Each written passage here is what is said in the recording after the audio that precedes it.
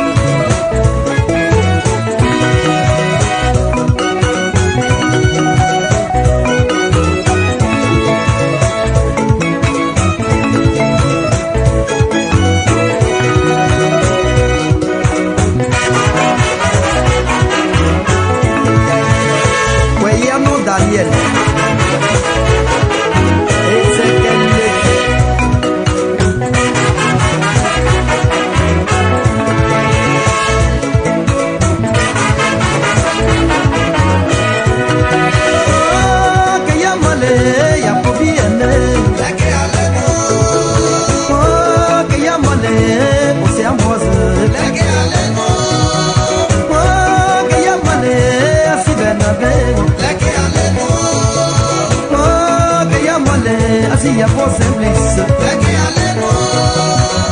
Anana la yoke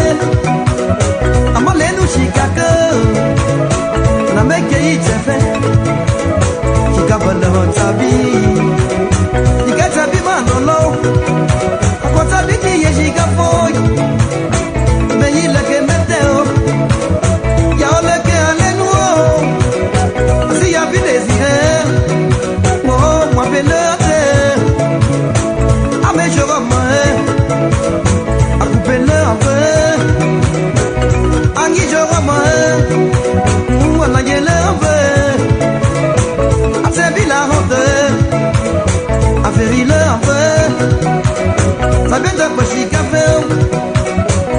Mama bagono,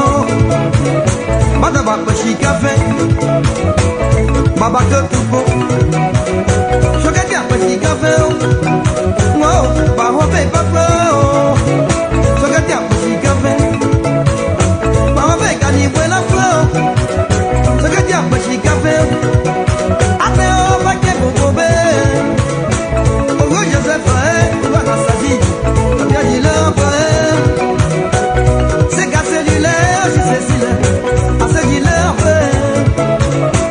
Demandez du couleur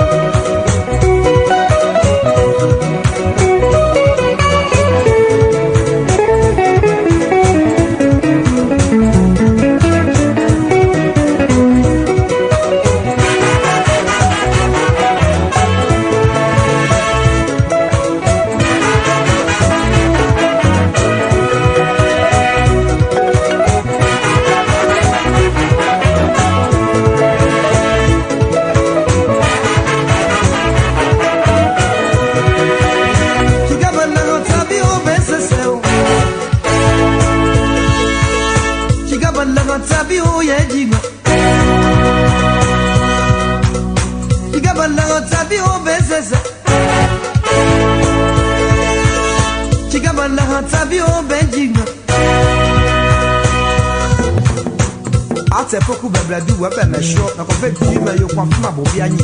na me ko se gbe bu henge bo e pole e yabulo o se no be jamra mak na me zibago ya pi bo ba se be ba ye fo ye ko wo to na me